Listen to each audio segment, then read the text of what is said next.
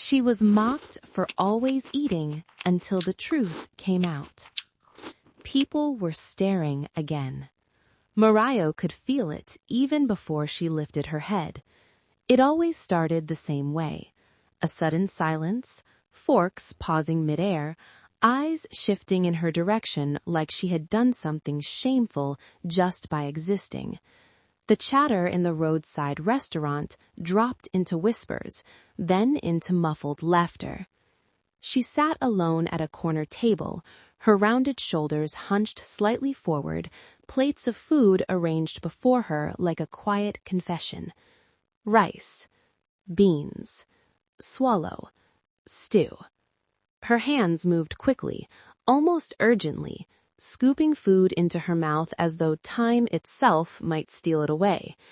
She wasn't enjoying the meal, she was protecting herself. A young woman at the next table leaned toward her friend and said loudly enough for Morayo to hear, "Does she think this place is a charity?" Her friend laughed. Food has never rejected her, that's why. The laughter hit Morayo like stones. Her fingers tightened around the spoon. Her throat burned. Her eyes watered.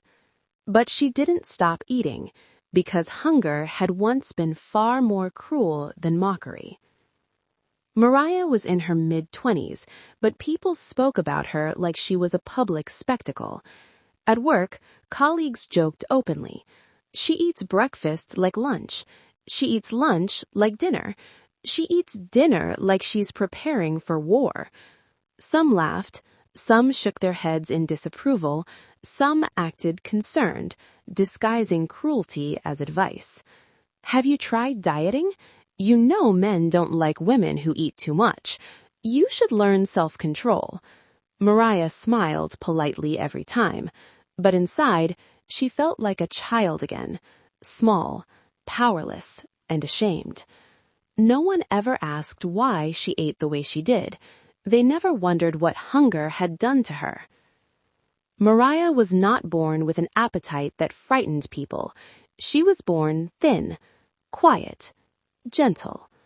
She grew up in a small village where life was simple but unforgiving. Her parents were poor, but they were kind. Her father farmed cocoa and maize. Her mother sold food by the roadside, food Morayo sometimes helped prepare, but didn't always eat enough of. Still, there was laughter. Still, there was love. Morayo remembered sitting between her parents in the evenings, eating from one bowl, listening to her father tell stories about courage and honesty. She remembered her mother brushing her hair and promising her a better future.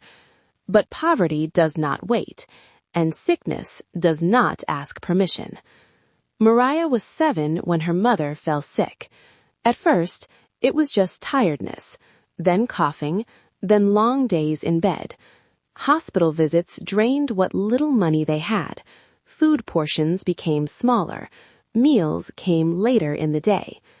Morayo noticed that her parents started skipping meals. Her father would say, "I ate at the farm." Her mother would smile and say, "I'm not hungry." But Morayo could hear their stomachs growl at night. One evening, her father pushed his portion toward her and said softly, "Eat, my daughter. You are growing." Morayo ate slowly, guilt twisting inside her. That was the first time she learned that love could starve itself. One night, rain poured heavily. Morayo waited for her father to return from the farm. He didn't. They found him the next morning, cold, still, gone. Morayo didn't cry immediately. She didn't understand death yet, but she understood hunger. Her mother cried until her body shook. 3 months later, grief and sickness took her too. At 9 years old, Morayo stood beside 2 graves.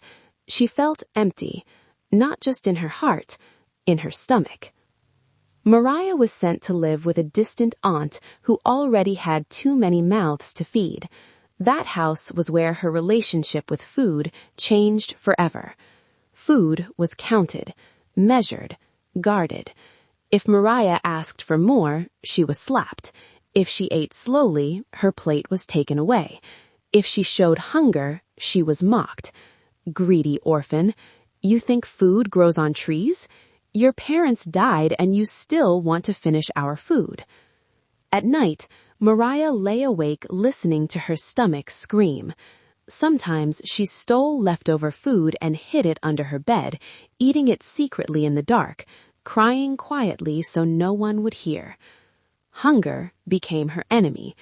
Fear became her teacher.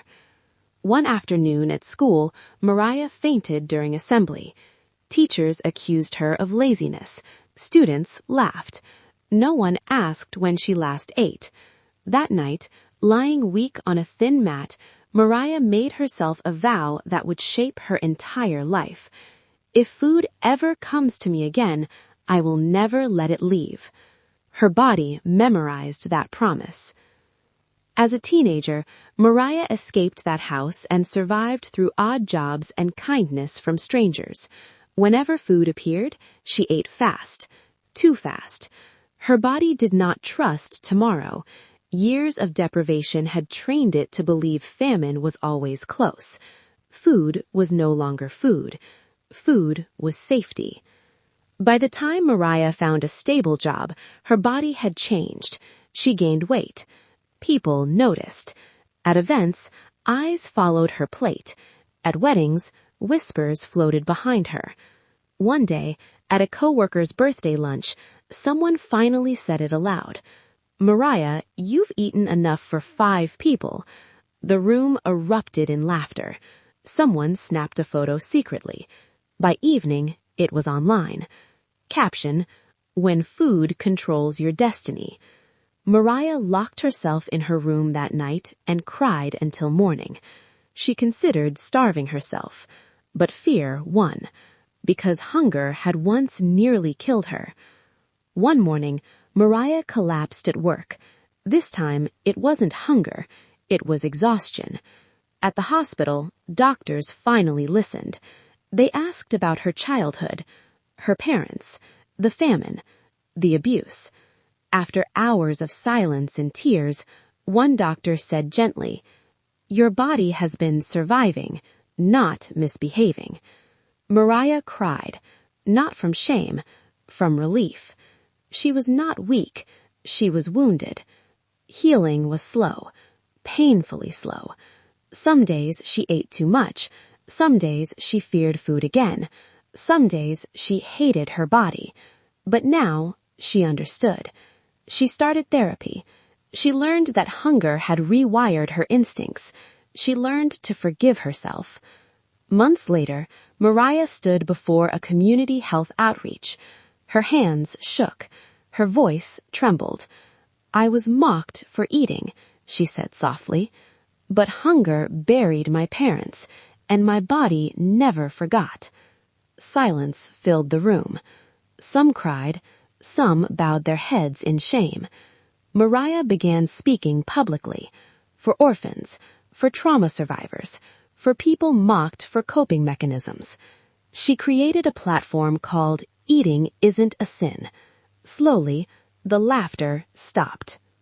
Moral: people mock what they don't understand.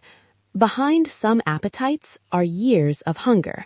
Behind some bodies are buried parents.